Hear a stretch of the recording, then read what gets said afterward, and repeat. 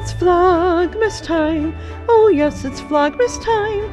Today's my grandma's birthday and we don't know where she is. Hi friends. Today is my grandmother's birthday on my mom's side, and I wasn't sure if I felt up to making a video on this today or not. It's been kind of a hard day because Carmen got her expander and it just got busier than I thought it would again, and I just did another turn on it and she's bawling and I feel really bad. But I wanted to talk about this, and this is not going to be a video that has a joke at the end, so if you're feeling depressed or anything, maybe don't watch this. My grandma, who I never met, has been missing for about 50 years now, and today she would have been 98. And when I was little, I remember going to my aunt's house and seeing a photo of her, and it took a while before I learned about her life and the fact that she used to leave for months at a time. But I remember looking at this photo and thinking she looked like a movie star. And I think it was my aunt who said, "Oh, this is your grandma. Wasn't she beautiful?" And yeah, I thought she was absolutely gorgeous. And looking at her, you would never imagine that her life would turn out the way it did. So both of my grandparents were alcoholics. My grandpa had drinking issues first, and then eventually my grandma followed suit. And as I got a bit older, my mom explained things about her childhood, and I just kept learning more and more. I remember taking a trip to California, and we went to visit some people because my mom thought they knew her mom and maybe knew something about where she was. And I think I was 4 or 5 years old, and I just will never forget how upset my mom was when she asked them if they knew anything, and they said, "We don't know her." And she just buried her head in my dad's chest and sobbed. And that was the moment that I decided, when I grow up, I want to find my mom's mother. There were 5 kids in her family, well, that we knew of. That's another part of the story. And my grandma took the kids in the middle of the night. And when my grandpa woke up and saw that they were gone, he tried to drink himself to death. And he ended up in a mental institution. So when I was growing up, we went to visit him in a nursing home, but I didn't know him very well at all because he couldn't really carry on a coherent conversation. Whenever we visited my grandpa, my mom would always say, "What do you want for your birthday, Dad?" Or "What do you want for Christmas?" And he would always say, "Money." And she would ask, "What are you going to buy with it?" And he said, "Cigarettes." And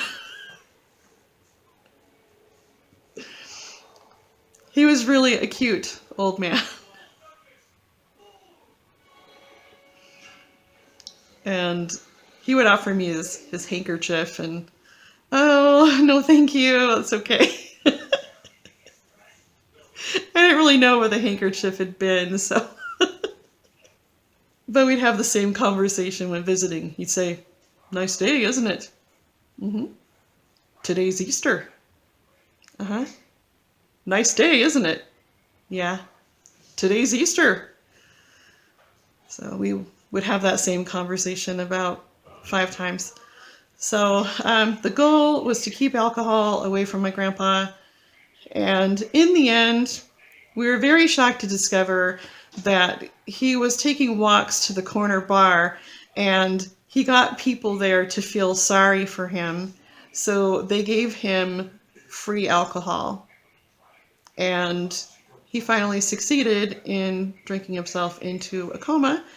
And he had seizures every 10 minutes for a week before he finally passed away. And that's like the one time in my life where I remember my mom being gone a lot. And it was really hard, and at the same time I understood. But when I would go visit, I just felt like I don't truly have a relationship with him. I don't feel like I belong here. And like the most devastating thing was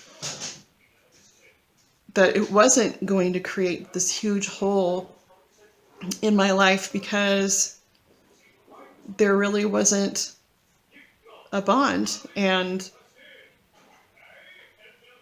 his illness took that from me.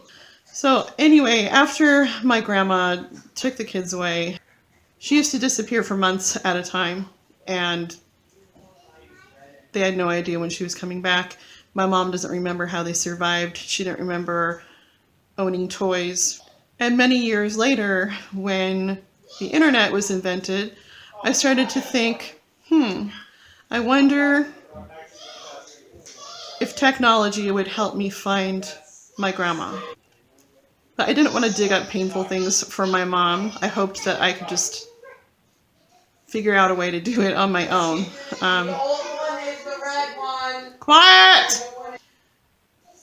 Every once in a while I would do some searches to see if there was anything new that could possibly help us. And previously, my aunt had tried 1-800-US search and I think private detectives and that sort of thing. And it could be that at one point she was found and didn't want to be found, but we have her social security number and there's no record of her death. And it's very frustrating. I just feel like everyone is entitled to know if their parents are dead or alive.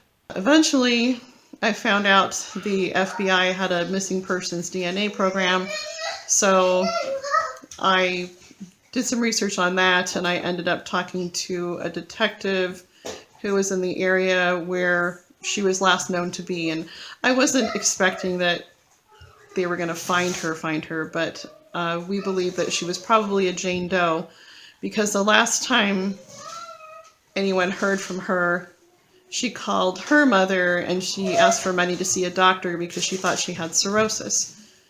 And her mom said no. I think she probably thought she was just trying to get money for alcohol.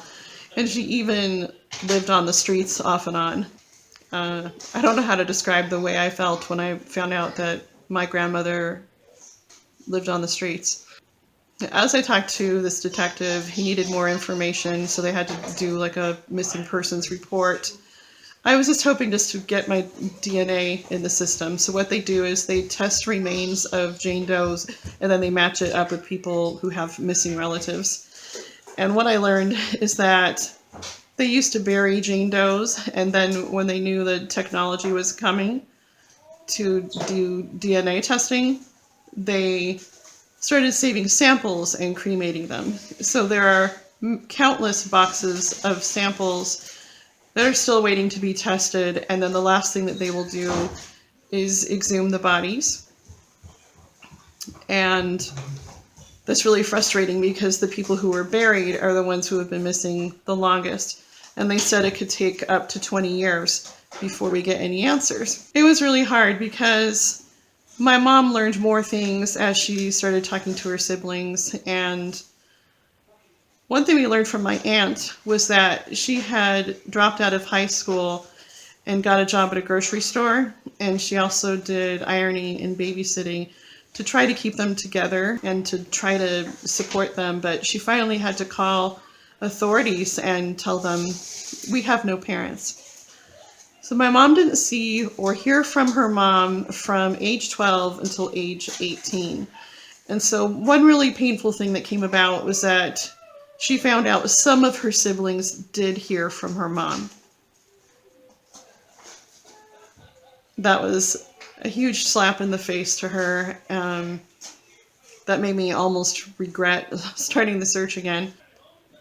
But the best part was when she pulled out her mom's old letters to her, and it helped me forgive her because the way I used to feel was, if I ever meet her, I am going to yell at her for hurting my mom the way she did. But as she showed me these letters, it became pretty clear that she was a very depressed person. What's really sad to me is that the last letter my mom received was when my brother was a baby. And she never ended up meeting him. And she said she wanted to come up and meet him, and asked what kind of gift to send, and she didn't know what to buy. And it was such a blessing to me to read the letters and know more about her and to see her handwriting. Eventually, a detective did come up and collect my DNA sample, and I just kind of let the search drop after that. So I think I had a miscarriage just a couple weeks after my sample was taken. I'm not really sure of the timeline anymore.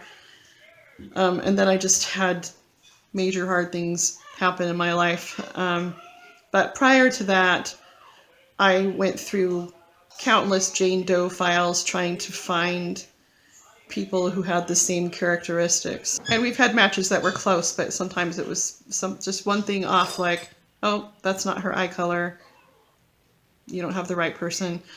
It was really hard going through all these Jane Doe files because I knew someone loves that person. Someone is missing that person. And there was a counselor who said that lots of times when people are addicts, they just decide they're a big disappointment to their family and to cut off contact. And that could have been what she decided to do. But it doesn't change the fact that there's been no activity with her social security number and no record of her death. It could be that at some point she had dementia and ended up in a home and no one knew who she was. So I ended up writing this big blog post about her in case anyone knew anything.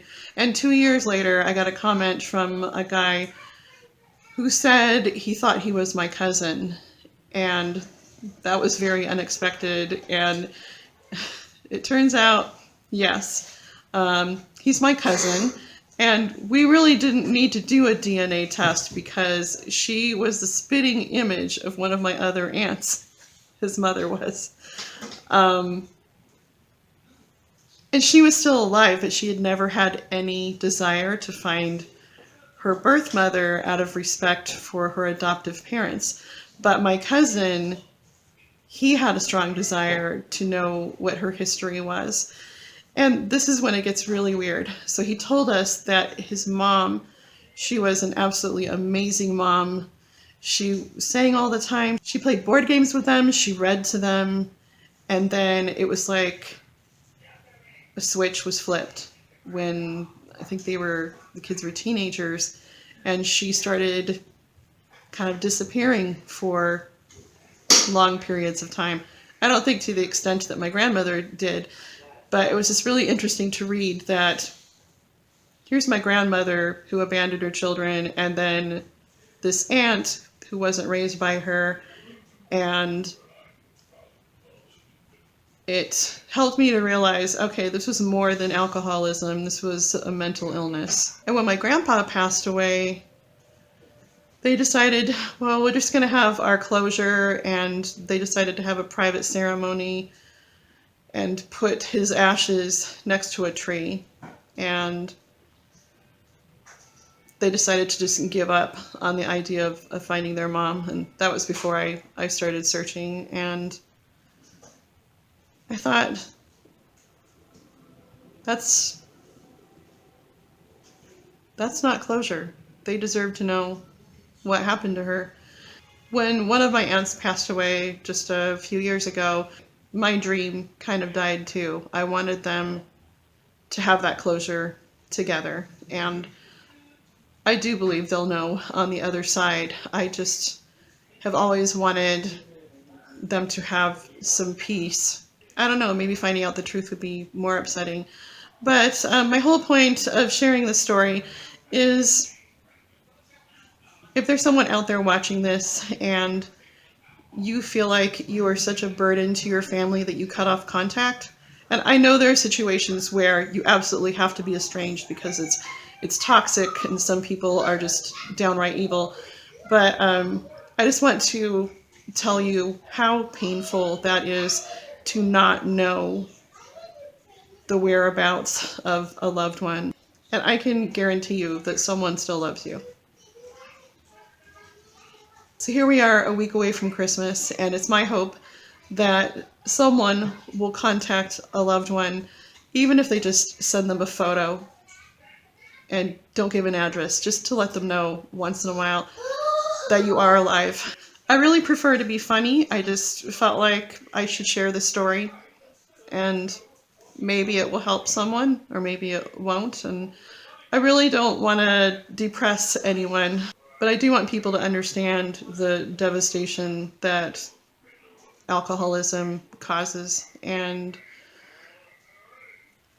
I heard this saying a while back that alcohol destroys more lives in the home than it does on the road.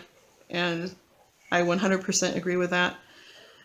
So my mom ended up in foster care at the age of 12, and there was one family that was pretty good to her, but there were some clashes with the teenage girls, so she ended up in another home or two. And then she really hoped that this one family would continue to be her family, but in reality, they wanted the farm help, and they were mad when she moved out. And the mom told her, "Well, as far as I'm concerned, you're dead. You have no idea how much I would love to slap that woman. She's probably dead." So my mom's dream in life was to have a good family, and she did end up with a good family, and she is an amazing mother, and she's funny and talented, and I absolutely adore her. She's an amazing example of how you can still make good choices in life even when you've been dealt a crappy hand. And she was always very open with me about the things that she went through, not only when she was abandoned, but the things that happened while her parents were drinking. There was neglect. There were things that they should have known about that they didn't know about because they were drunk. But if you ever met her, you would never even guess that these things happened to her. Family is the most important thing, and no one knows that better than a person who has lost their family. Thank you so much for watching. And if I had my way, all of you would have loved ones surrounding you this Christmas or this holiday season, whatever you're celebrating.